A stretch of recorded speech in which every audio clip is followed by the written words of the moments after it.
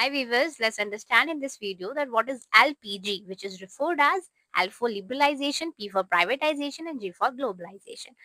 अब ये एक हमारा रिफॉर्म था जो कि 1991 में आया था by the help of finance minister at the time of 1991 जो थे हमारे Manmohan Singh and prime minister जो कि थे हमारे Narasimha Rao with the supported of international monetary fund and world bank जो कि हमारी पूरी वर्ल्ड की फाइनेंशियल इंस्टीट्यूशंस होती हैं, ठीक है, जो कि लोन प्रोवाइड करती हैं कंट्रीज को।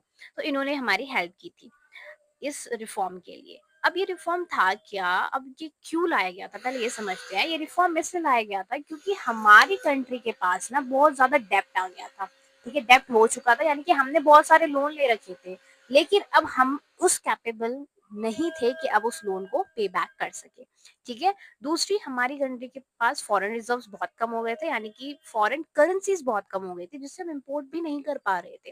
एंड थर्डली, जो हमारी कंट्री के पास जो रिसोर्सेज बचे हुए थे ना, जो कि बेसिकली फॉर पब्लिक्स थे, वो भी फॉर फ्यू वीक्स ही बचे हुए थे, उसके बाद वो रिसोर्सेज भी खत्म एंड हमारे पास कुछ नहीं था। ऐसी कंडीशन में, ऐसी वर्स्ट कंडीशन में हम लोग आ चुके थे उस टाइम पे। एंड इसीलिए इस रिफॉर्म को लाया गया ताकि कुछ चेंजेस होगी कंट्री में, प्रोडक्शन बढ़ेगा तो हम एक स्टेबल कंडीशन में आ सके।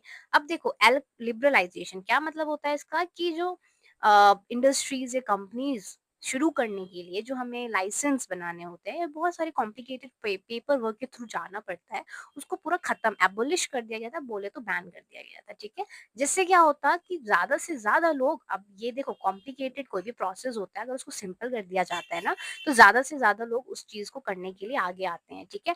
तो इसको इसीलिए खत्म कर दिया गया था ताकि ज्यादा से ज्यादा लोग इस कंपनीज अपनी अपनी शुरू करें और प्रोडक्शन बढ़े हमारी कंट्री में। दूसरा, प्राइवेटाइजेशन, इसका मतलब होता है कि उस टाइम पे हमारी पब्लिक सेक्टर बहुत उस आगे थी, ठीक है, मतलब कि पब्लिक कंपनी ज्यादा थी और प्राइवेट बिल्कुल भी नहीं थी, बहुत कम थी, ठीक है।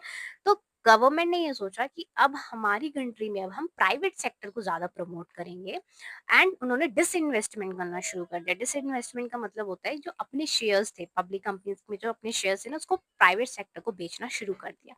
जिससे क्या होता कि प्राइवेट सेक्टर बढ़ती और प्राइवेट लोग अपने अपने प्रोडक्शन बढ़ाते, प्रोडक्शन कंट्री में बढ़ता तो गुड्स भी हमारी कंट्री में बढ़ता और ग्रोथ होती है हमारी कंट्री की, ठीक है। थर्डली, हमारा ग्लोबलाइजेशन, इसका मतलब होता है कि हमारी कंट्री अब दूसरी कंट्री के साथ ट्रेड कर सकती थी, इंटीग्रेट हो जाती है इकोनॉमीज। जब हमारी इकोनॉमी फॉरेन कंट्रीज के साथ इंटीग्रेट होती है, उनकी इकोनॉमी के साथ, तो हम उसको ग्लोबलाइजेशन कहते हैं, ठीक है। तो बेसिकली फॉरेन कंट्रीज के साथ ट्रेड करना, एंड इससे हमारा ना काफी ज्यादा